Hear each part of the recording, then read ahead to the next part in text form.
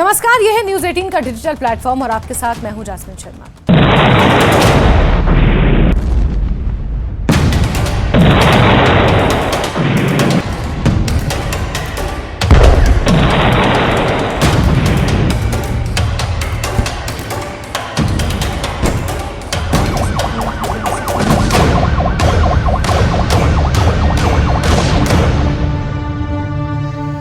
मध्य पूर्व की जटिल भू राजनीति में अक्सर कोई मामूली सा दिखने वाला रोजमर्रा का वाकया अचानक इतना संगीन रुख अपना लेता है कि उसका असर सरहदें पार करके पूरे इलाके में जलजले की वजह बन जाता है। जी हाँ, इजराइल और सीरिया के दरमियान छिड़ी हालिया जंग और 300 से ज्यादा लोगों की हलाकत इसी सिलसिले की एक मिसाल है जिसने सबको हैरान कर दिया है। हैरान इसलिए कि जंग की बुनियाद एक बेहद मामूली मगर गहरी तौर पर नाजुक वाकये से पड़ी। सुवैदा के एक सब्जी फरोश यानी कि सब्जी बेचने वाले फदल्लाह दवारा के साथ हुई चोरी, मारपीट और पैसे छीनने की वारदात जिसने जलती चिंगारी को शोला बना दिया। सुवैदा शुमाली सीरिया का एक अहम शहर है जो ड्रूज बिरादरी की बाहुल आबादी के लिए जाना जाता है। यहाँ कुछ रोज पहले फदल्लाह अपनी गाड़ी लेकर जा रहे थे कि अचानक चोरों के एक गिरोह ने उन्हें घेर लिया, उनसे 400 सीरियन पाउंड छीन लिए और तशद्दुद भी किया। यह हादसा आम पुलिस रिपोर्ट में दर्ज हो जाता है, लेकिन मीडिया में खबर फैलती है कि पूरे शहर में तनाजा फूट पड़ा है।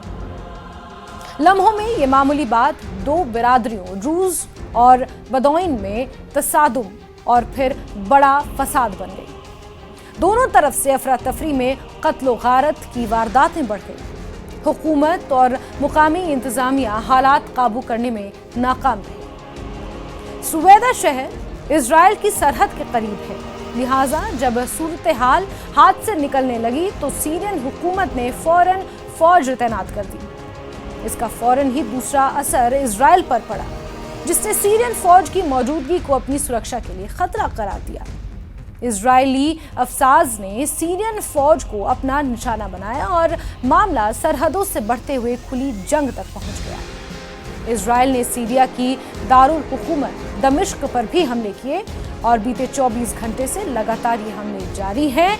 250 के आसपास एयर स्ट्राइक्स दमिश्क में की गई है। यहां तक कि दमिश्क में रक्षा मंत्रालय पर भी बम बरसाए हैं।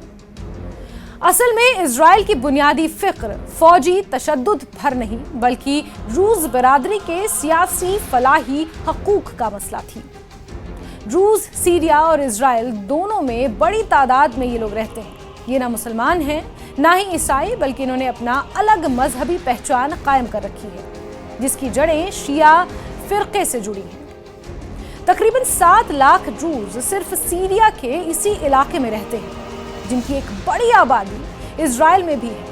यही वजह है कि इजराइल खुद को ड्रूज का हिमायती यानी कि संरक्षक समझता है और सीमावर्ती इलाकों में सीरियन फौज की हलचल को अपने लिए खतरा मानता है। इजरायली वजीर आजम बेंजामिन नेतन्याहू ने भी खुलकर ऐलान किया है कि ड्रूज को सीरिया में कोई नुकसान नहीं पहुंचने देंगे और उनके दिफा के लिए हर मुमकिन कदम उठाएंगे। इस पूरे मामलात के पीछे इलाकाई साखत, मजहबी पहचान और सीमावर्ती सियासत की पेचीदा उलझनें हैं। एक सब्जी वाले के साथ हुआ जुल्म सीरियन निजाम की लाचारी का इशारा भी है, जहां आए दिन ऐसी वारदातें होते होते एक चिंगारी बड़े शोले में तब्दील हो जाती है। ड्रूज और बदौइन के दरमियान पहले ही एतबार की कमी थी। ऐसे सूरत हाल में मामूली सा पैगाम भी फत्र का सबब बन जाता है।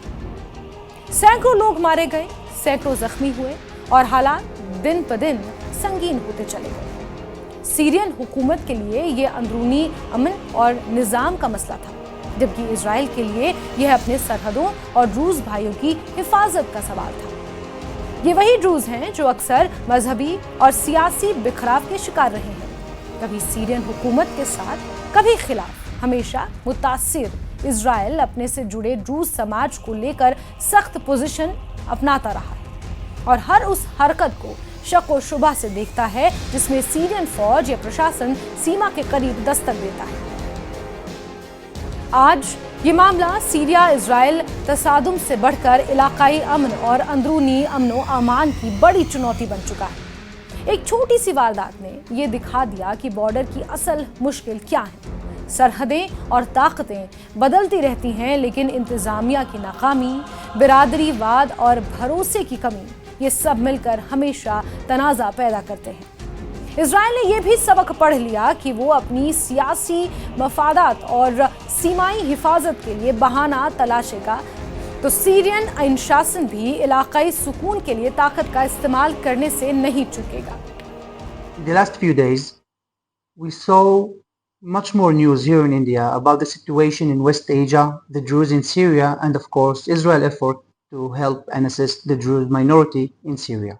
As an Israeli diplomat who belongs to the Druze minority in West Asia, I feel obligated to give our followers and friends here in India more information to better explain the situation of what's happening now in Syria. For those who are not familiar with the Druze community, with the Druze faith, the Druze are located in West Asia for almost 1,000 years. Basically, the majority are located in Syria, around 700,000, in Lebanon, estimated 250,000, Israel 150,000, and a small community in Jordan of 30,000 Druze.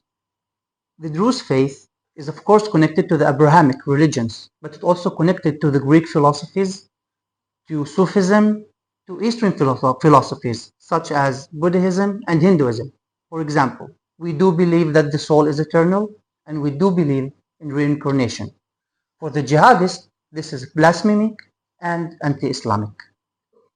Because of this, the jihadists decided to attack the Druze area, humiliating our priests, killing, raping, and kidnapping, the same atrocities that we saw on October 7, 2023.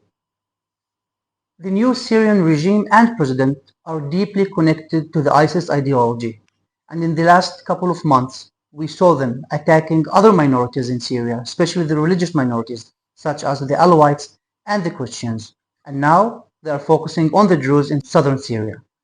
Due to the strong bond between the Druze and the Jews in West Asia, and the strong alliance between Israel and its Druze population, Israeli leadership, government and opposition in a consensus decided to step forward and to assist the Druze and to help the Druze minority in stopping this genocidal act. And what we see now is that Israel is the only country in the world that is protecting minorities in West Asia, while the rest of the world is silent. As a Druze, I want to thank my country for standing so strong and firm with my community. As an Israeli diplomat, I was never more proud. फिलहाल दोनों मुल्क आमने सामने हैं। ड्रूज बिरादरी फिर बेमिसाल मुश्किलात से गुजर रही है और दुनिया खौफजदा है कि कहीं ये जंग पूरे इलाके को ना अपनी चपेट में ले ले। अगर अमन ना हुआ तो आग भी भड़क सकती है, हजारों मासूम लोग बेमौत मारे जा सकते हैं। ये वाकया और उसका अंजाम सारे आलमी बिरादरी के लिए एक इबरत है कि समाजी, मजहबी और सीमाई तनाव पर वक्त रहते तवज्जो ना दी जाए तो मामूली बात भी आंधी की शक्ल में सब कुछ तहस नहस कर सकती है। फिलहाल इजराइल रुकने का नाम नहीं ले रहा है और लगातार इजराइल की तरफ से सीरिया की राजधानी दमिश्क में एयर स्ट्राइक के जरिए हमले जारी हैं।